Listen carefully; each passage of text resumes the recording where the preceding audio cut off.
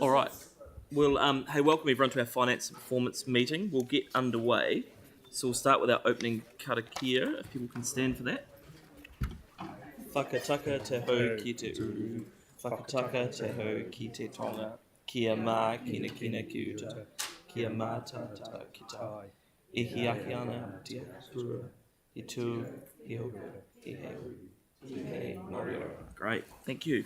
Now, we don't have any apologies. We've got Andre, James and Aaron on Zoom. Declarations of interest, we haven't got any of, no, cool. The minutes of the last meeting, I wasn't here, so Mel might move those. And Tyler's happy to second them. Great.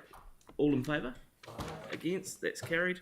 We've got no public forums or deputations or petitions, which brings us to Peter Ryan.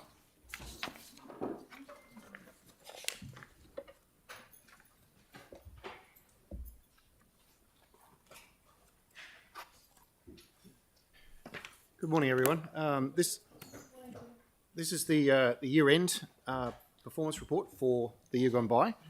I'll just sum them up because you've actually seen very similar results for quite some time now.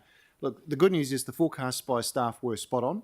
We've landed exactly where the forecasts were directed through the course of the year, so there's no surprises here. A little bit under for levels of service, 82%, looking for 85%. Now, there's a number of reasons for that. There's some of them are operational around water and roading. Without having any evidence of it, I suspect that the LTP played a role in that as well because there was a lot of drag and workload around the LTP. Capital projects, on the other hand, both key and non-key, are pretty much spot on and performed quite strongly for the year. So, good result there. That's the delivery end of capital. The feeding the pipeline, the budget's drawdown, for 25, we met the goal there, and for 27, so close that it's almost marginal. The purpose of the measure, which is to make sure that we're feeding planned work into the capital program, was essentially met. And of course, the spend around OPEX is fine, and capital project program to budget, while it's technically a red, it marks a slight overspend on what we had in the program. So in other words, delivery still looking very strong.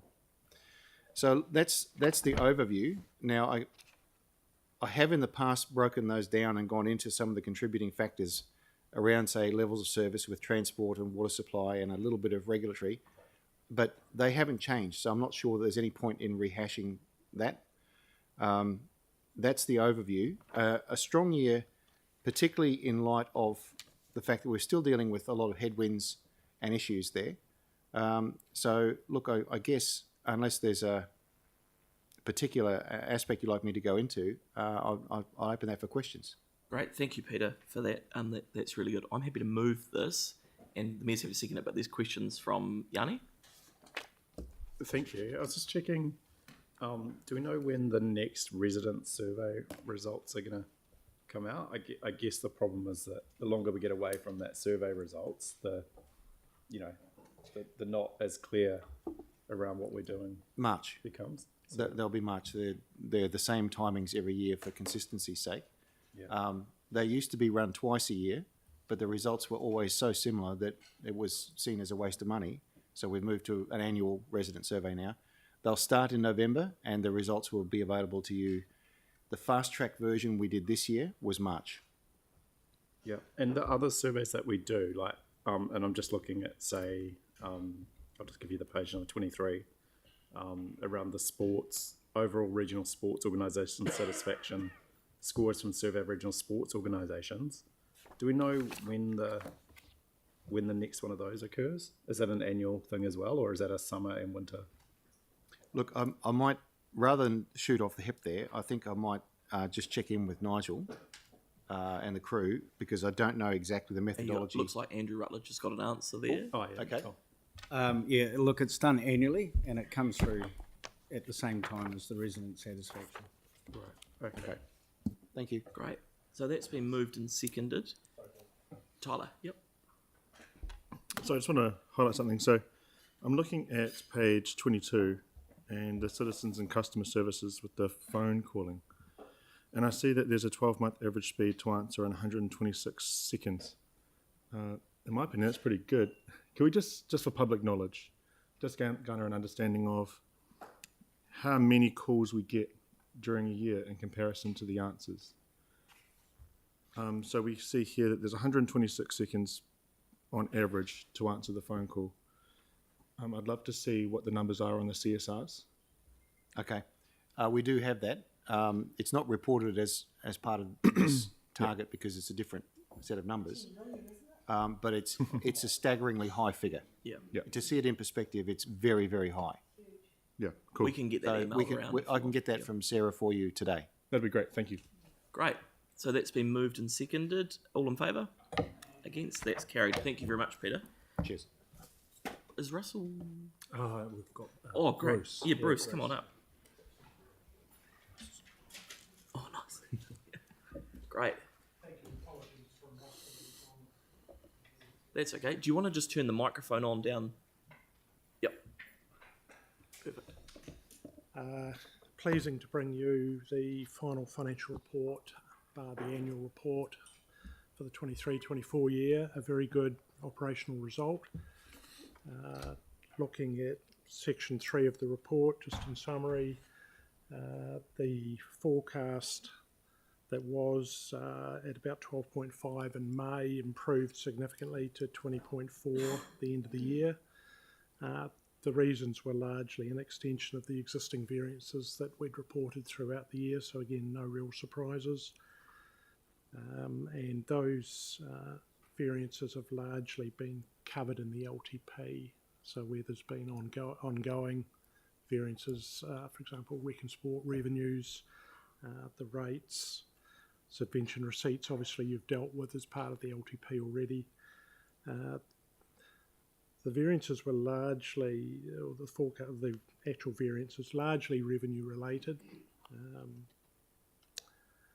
and that's shown in section 4.4 of the report. In terms of the surplus, section 3.3 of the report outlines a recommended or suggested / recommended way of dealing with that. Section 5, which relates to capital, capital spend ended up 31 million more than was forecast previously. Carry forward schedule, attachment C, outlines the movements, particularly noting that 36 million has been pushed into 25-26. So that probably needs to be looked at as part of the 25-26 annual plan in terms of whether some smoothing or changes need to be made there. Capital revenues 13.9 million higher than budget after carry forwards for the year, so a good result, largely relating to DCs. Overall, and I'm down at 5.9, section 5.9 now, overall opening borrowing 7.5 million higher than what we'd forecast in the LTP, although potentially that will be offset by dealing with the use of the operating surplus. There's a series of recommendations in the report largely relating to carry forwards and the treatment of the operating surplus that's been achieved. Great. Well, I'm happy to move these. Jake's happy to second them. Are there any questions? It's Yanni and then Tyler. Yeah, thank you. I was just trying to get my head around the strategic planning and policy favourable variance. We're told there's a $2.7 million due to lower personnel costs and reduced professional advice expenditure. That's just on page 51. And then it says professional advice savings mainly relate to the PC14 works, which were paused pending advice from the ministry. While the works have now resumed, the delay has reduced the total spend in the current financial year. I guess I was just trying to get my head around the cost of that project. And we've had the memo, but we've also been told that doesn't include staff costs.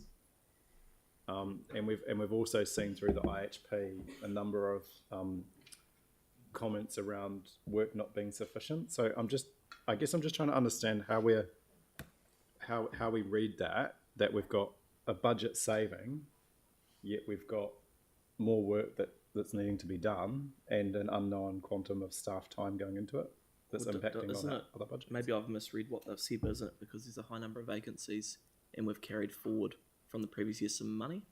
But you guys might want to answer it. But Yeah, so Plan Change 14, there has been, so in the context of the team that has led a lot of the work on Plan Change 14, there's been a number of vacancies which we've been unable to fill, and that's contributed to some savings.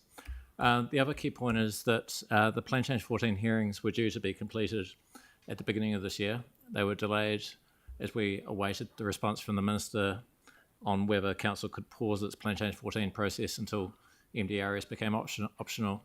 However, the response did result in the hearings resuming in April, which was later than what was expected. The majority of the costs for Plan Change 14 were within the financial year ended. There are some costs that have rolled into this current financial year now, namely the costs of the independent hearings panel, which were previously foreseen as being in the last financial year. We do have budget within this financial year to cover those costs, but in addition to the memo that was circulated, there is a subsequent response that has been prepared, and I'll share that with councillors today around the breakdown of consultancy costs and the cost of the hearings panel for Plan Change 14. But overall, we've been worked within the budget for that. that's great. Very, very clear. Great. So that's been moved and seconded. All in favour? Against? That's carried. Thank you very much, Bruce, for that. Great. So we'll move to item 9, so the capital performance report. So we've got Paul and we've got Nikki, and it's Nikki's first time in front of us, so be very kind, everyone. Welcome along. Morning, I'll present this today on behalf of PMO, just given that this is Nikki's first meeting at the council, so I'll run through this report today. So we did have a strong year for delivery across the capital program, and that was despite some challenging economic environment, including, as we've alluded to before, things like inflationary pressures, consenting issues, external funding changes and uncertainty. But that led to a few innovations and changes in the way we've delivered some of the capital program, alternative methodologies and things, which have been outlined at some previous meetings to councillors, so they're aware of those. So the final spend was $708.4 million, which was pretty much 100% of budget. That's including the Takaha spend of $206.7 million. Excluding that, we spent $501.7 million, which was 104% of budget, and that was up higher than the original forecast that we had of about 470. So we finished pretty strongly at the end of the year. As highlighted in the performance report earlier that Peter presented, in terms of milestones, which is projects delivered, we achieved 86% across the program. And just breaking it down into some of the key areas within the capital program, 3 Waters was 84%, Transport 91%, Parks 82%, and Rec Sport and Events 84%. And we've also highlighted some of the key deliverables throughout the report and the different sections to show which projects and what projects were delivered and throughout the year. And that's pretty much. Do you want me to go through the watch list now, or come back to that? Well, I mean, everyone's had a chance to read it, so I'm quite keen to take it as read, and if there are questions on it, then we can go through that. So, Okay. Does anyone have any questions on the watch list? Yeah, we want to make one change to the watch list.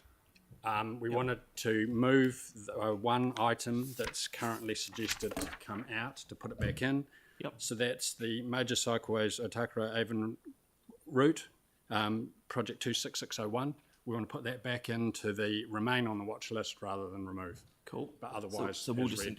incorporate that into however you want to do it, assuming people are. Is everyone happy with that? I'm happy. Yeah. Cool. Great. Good. Yanni? Oh, yeah, cool. Yeah, no, I'm happy with that. I also just wanted to see if we could add the Improving Bromley Roads project to the watch list, and also the Eastern Relationship project. So, you know, the Improving Bromley Roads has been an ongoing project that was initially council funded, then central government came in. Okay, with so you've asked your choices, question. So, and now it's come back into the budget. So can we just get a view on? I mean, are they appropriate to go into that watch list? I don't know that project off the top of my head in terms of. Who's the John? Yep. Just to advise council, the Eastern Relationship project isn't a part of the capital program. It's not a capital project. It's a broad-based approach to re-engaging with the East. Okay, right. So well, maybe the Bromley Roads project then. So the Bromley Roads is. But I mean, the reason for raising. No. You've asked. Okay. It's okay. There's no particular reason why it couldn't go in there. I understood the criteria for watch list was generally they were large or particularly strategic, and I don't think it fits either of those criteria. But if it's one that council wants to be on there, there's no issue with it. It is council's prerogative. They want it. So that's great. So can I just move a wee amendment? no. So you're good. You're all done. Yeah, I had one specific question on the high level commentary. Okay, do that now, and Okay, cool. then we'll get your stuff added in. Yeah, just the transport projects. Just trying to understand that I'm reading the page correctly. So sorry, I'm just scrolling back up to it. So that's page 87. So when we look at their actual results and the net carry forwards, what I'm just trying to understand from there is, I'm trying to get a sense of how many projects have been over budget or cost more versus what we anticipated versus we're doing more work. Is there an easy way to kind of get a sense of that? Because, you know, obviously we've seen a number of costs increase throughout the year and we've got a really good change process. But I'm just trying to understand that when we're budgeting for projects to occur and I'm trying to understand how much we're exceeding that forecast budget for the individual projects. So effectively, we delivered 122% to budget for transport, but we delivered 91% of projects to time. So crudely speaking, that difference between the 91 and the 122, some of that is, or a large amount of that will be the cost pressure. So is that? So do we know It's what a good question. percentage of projects have gone over budget, over forecast budget? No. Or can we find out? Yeah. Okay, Cool. thanks. So if we could get that circulated, that would be handy. Brent. Mr. Chair, just early discussions I've been having with the PMO is looking at ways that we can report back to you not just on the financials, but on exactly what's been raised as to what we've actually delivered. Did we do the kilometres of pipe? Did we do the kilometres of road sort of thing? So it's not that easy to pull out, but we're going to have a look at see how we might report that back. I think what you're asking though, Yanni, is if we've spent $100 million on transport, have we delivered the 100 million as we said we would, or have we delivered 80% of what we said we would? Or has it just cost more? Yeah, that's it. Yeah, That's what we're wanting to try and find out and get back to you. Okay, cool. All right. And there seems to be an issue with us getting increased costs during the construction already being let, rather than ahead of. And I'm Having just the control at the I beginning. think also understanding the timing of when the costs are known, the increased forecast, because we don't. Some projects we obviously get a report to council. Other projects, I know you're in a contract situation, so you just have to continue and try and find ways to do it. But yeah, it is starting to concern me that a number of the forecasts are not as accurate before we go to construction. No, But sometimes the scope changes during the job as well, so there's various reasons. I understand. All right, so let's not But you remember the debate it. Let's not coal tar debate it. issue, right? And you remember the North Haven Road report, Yep. which I've So seen. point well made. The team are going to come back with some stuff, so that's awesome. Okay, Tyler and then Sarah, and then Celeste. Did you have something, or you're good? Mine are really quick. Two quick questions based. We got referring to page 96. The first one is ID number 41987, which is the Addington Brook filtration devices. I thought the design was already done. Is this a different stage that we're at the moment? Brent? So this is the next stage. This is the detailed design. So the concept has been done as to what we're doing. It's out for detailed design now. Okay. And last one is, where are we at on the... I see that we're at the procurement level, and maybe I'm just misreading things, but the wastewater record and interceptor. That's one underway, good to go? Yeah, I'll have to check on the status for you, but I believe that has been let. Cool, thanks a lot. Right, thank you. Sarah? This isn't specifically on the content of this one, it's just based off the fact that we're talking about lots of large capital assets, those kind of things. When are we going to get an update? If we can get some information, I'm going to get an update on our asset management work. Like, we haven't had an update sort of really in a while on the work that's happening there on our asset management stuff based off that report that we got that showed that we weren't doing as well as we should be. So if we can get an update on that. We can take that offline and come back. Correct, cool. I think we're all good. Perfect. So I'm happy to move. So we've added in Celeste, we've added in your major cycleway. And Yanni, we haven't added in your bit yet, I don't think. Have we? From Bromley Roads. Oh, the Bromley. Can we add in the Bromley Roads? So everyone's comfortable with that, adding it in? What number is that, please? We'll note your we'll note your vote against, Jake. It'll be fine. No. What number is that project? Bromley Roads. Improving, hang on. Just put in there and Bromley Roads. 67989. 67989 is the. Okay. One very quick thing. Yep. I just see that at the bottom of the page, there's a talk about adding the organic smart redevelopment into the capital watch list for 2026.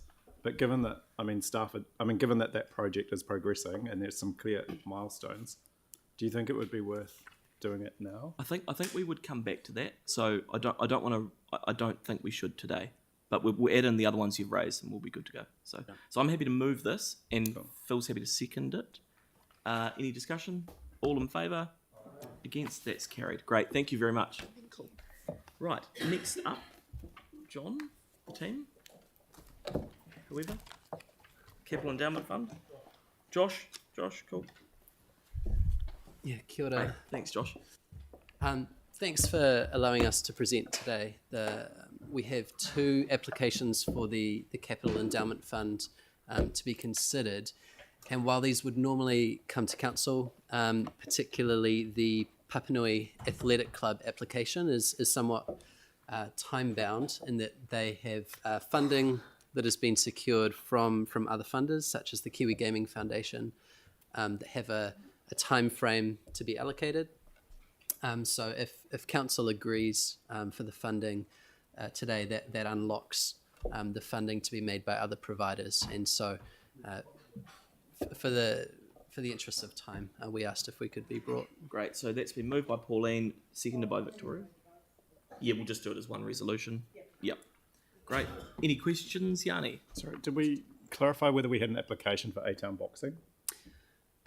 Yes, we've clarified that. The A-Town Boxing was fully funded through the Better Off Fund and through the Rata Foundation for the entire amount that was applied for through the Capital Endowment Fund. Right. It's that the reason that the Better Off funding was applied was because we were waiting for the Endowment Fund application to be processed.